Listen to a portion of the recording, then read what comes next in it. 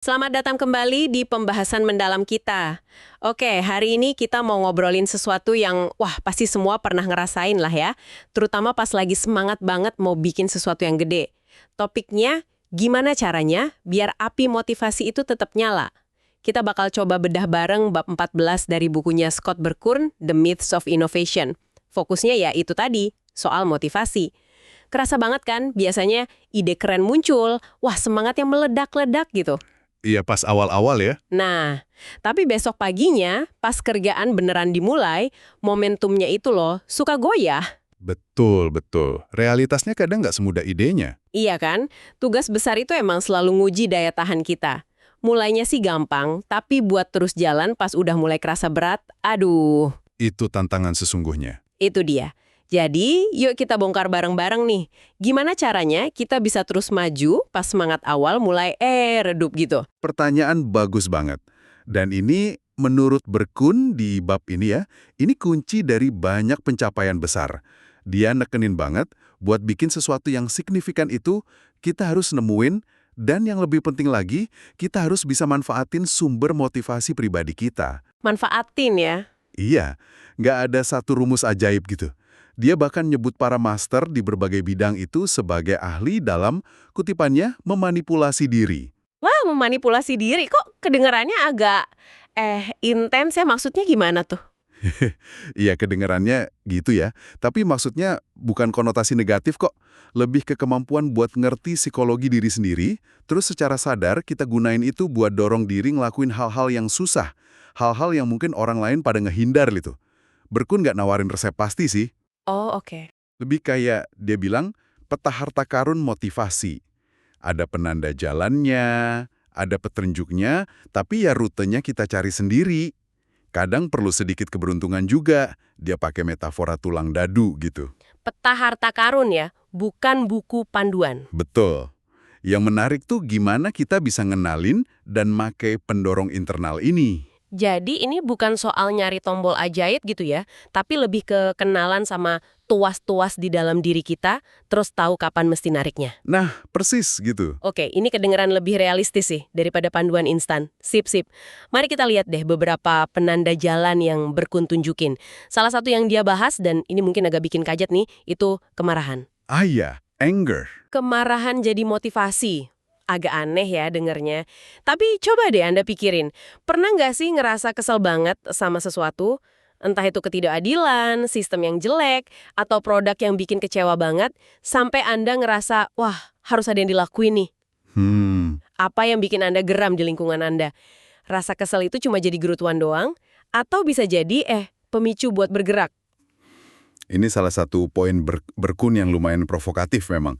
Sarannya dia tuh jangan biarin rasa marah atau frustrasi itu cuma jadi luapan emosi sesaat yang nggak jelas arahnya. Malah sebaliknya, salurkan energinya. Pakai rasa jengkel itu sebagai bahan bakar. Bahar bakar ya? Iya, dia bilang kurang lebih, jangan cuma ngelampiasin. Ubah kemarahan jadi kemungkinan. Idenya itu kayak daur ulang energi negatif gitu. Daur ulang energi negatif, wah menarik ini. Jadi misalnya dapat kritik pedes atau diremehin atau persaingan yang bikin panas, itu semua bisa diolah gitu. Tepat.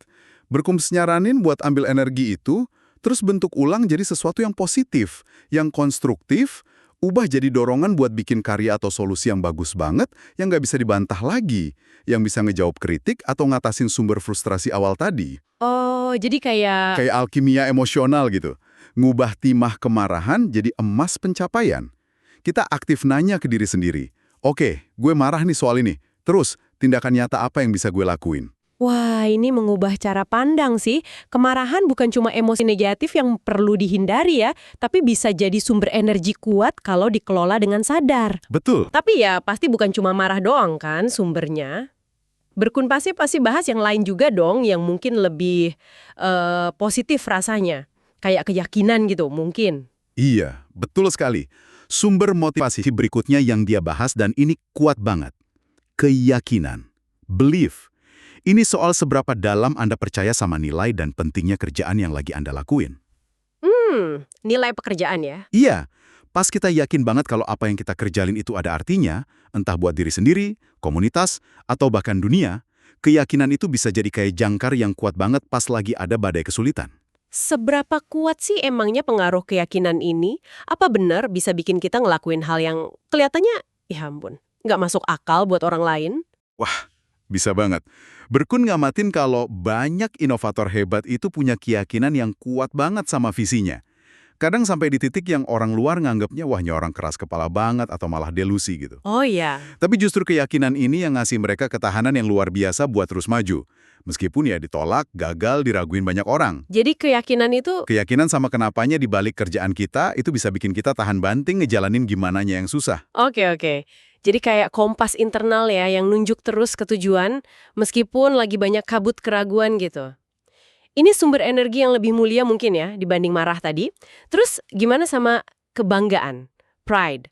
Apa keinginan buat diakui atau buat ngebuktiin sesuatu, itu juga bisa jadi pendorong yang oke menurut Berkun? Tentu aja, kebanggaan itu bisa jadi motivator yang ampuh banget.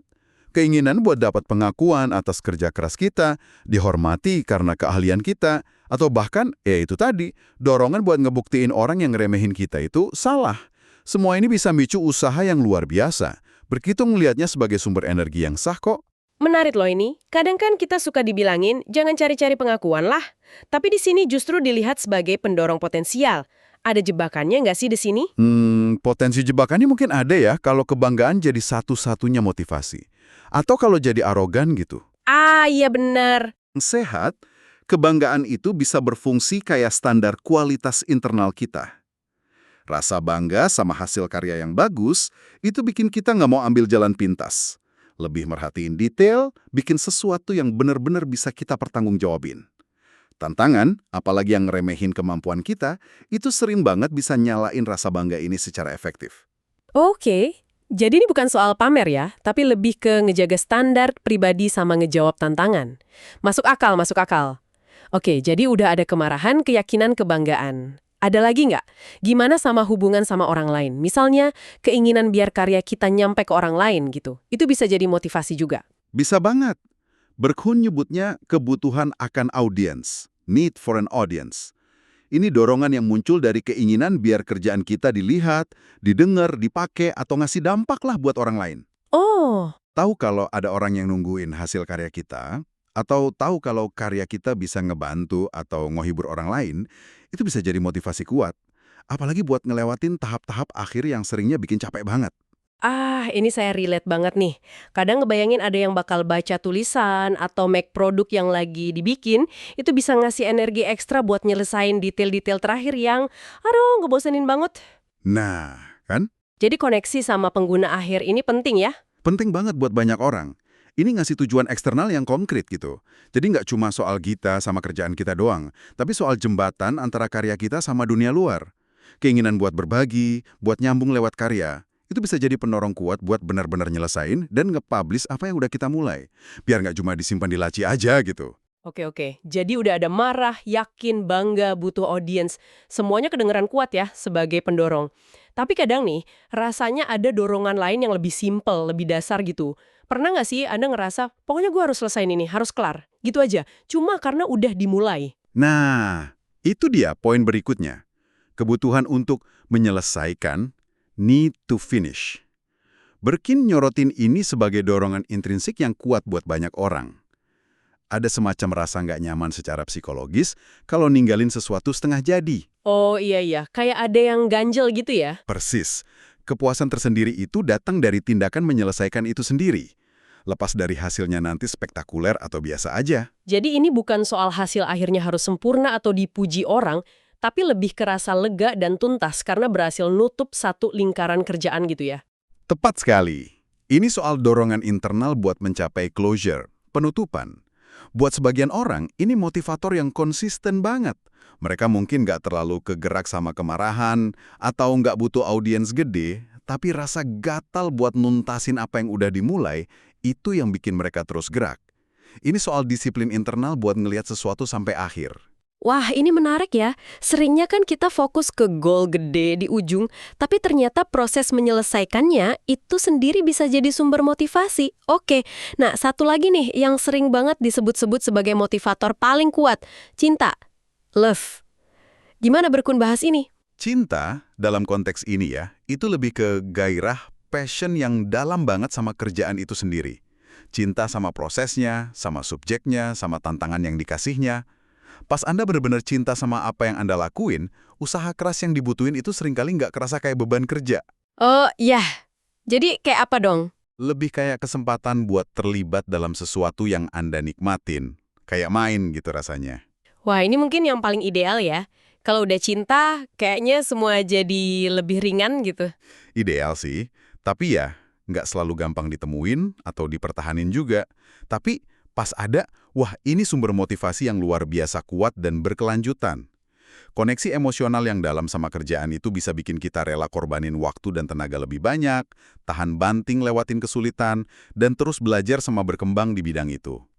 Ini kayak bahan bakar level tinggi lah, yang bikin perjalanan panjang jadi lebih kerasa enak. Luar biasa ya. Jadi ada kemarahan, keyakinan, kebanggaan, butuh audiens, butuh nyelesain, sama cinta. Rentangnya luas banget ya, dari yang kesannya gelap sampai yang paling murni. Dan ya, itulah intinya argumen Berkun, aktor ini. Dan mungkin ada faktor lain juga. Nggak ada satu formula yang benar buat semua orang, atau bahkan buat satu orang di waktu yang beda-beda. Jadi balik lagi ke... Balik lagi ke ide memanipulasi diri tadi, ini soal secara sadar ngenalin mana nih dari pendorong-pendorong ini yang paling efektif buat Anda di situasi tertentu. Terus, secara sengaja kita gunain itu. Kalau kita sambungin ke gambaran gedenya nih, ngertiin peta motivasi pribadi Anda itu kunci buat ngebangun ketekunan, perseverance. Ketekunan ya. Iya, inovasi atau pencapaian gede itu jarang banget kayak lari sprint kan? Hampir selalu maraton. Kemampuan buat terus nemuin bahan bakar di sepanjang jalan dari macam-macam sumber yang ada di dalam diri kita. Nah itulah yang ngebedain mereka yang berhasil wujudin ide sama mereka yang berhenti di tengah jalan. Jadi apa artinya semua ini buat Anda pendengar kami?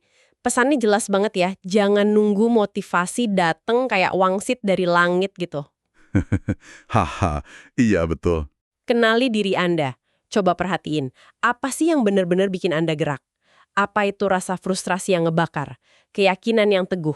Keinginan buat dibanggain? Harapan buat nyambung sama orang lain? Kepuasan karena nuntasin tugas? Atau cinta sama prosesnya itu sendiri? Kunci pencapaian itu seringkali ada di penemuan dan penggunaan secara sadar dari campuran motivasi pribadi ini. Ini perjalanan penemuan diri yang ya terus-menerus. Tepat sekali, nggak ada buku panduan ajaib. Yang ada cuma eksplorasi diri dan penerapan kemauan secara sadar.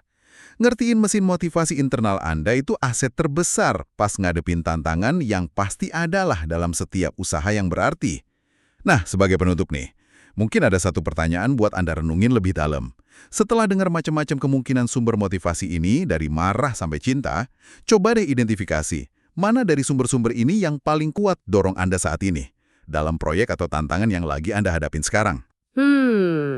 Menarik. Dan pertanyaan lanjutannya nih, gimana kalau misalnya ada dua atau lebih dari motivasi ini rasanya saling tarik-menarik di dalam diri Anda? Contohnya, rasa bangga dorong Anda buat pamerin hasil. Padahal kebutuhan buat nyelesain ngejar Anda buat cepat maju ke langkah berikutnya. Nah, gimana Anda bakal navigasi konflik internal kayak gitu, biar tetap bisa maju? Wah, pertanyaan yang dalam banget tuh buat direnungin sendiri ya. Nyari keseimbangan, manfaatin energi yang pas di waktu yang tepat. Oke deh, terima kasih banyak udah gabung di pembahasan mendalam kita soal menjaga api motivasi ini berdasarkan wawasan dari bab 14 bukunya Scott Berkun. Teruslah eksplorasi, terus gali apa yang bikin Anda unik, dan terus bergerak. Sampai ketemu di pembahasan berikutnya.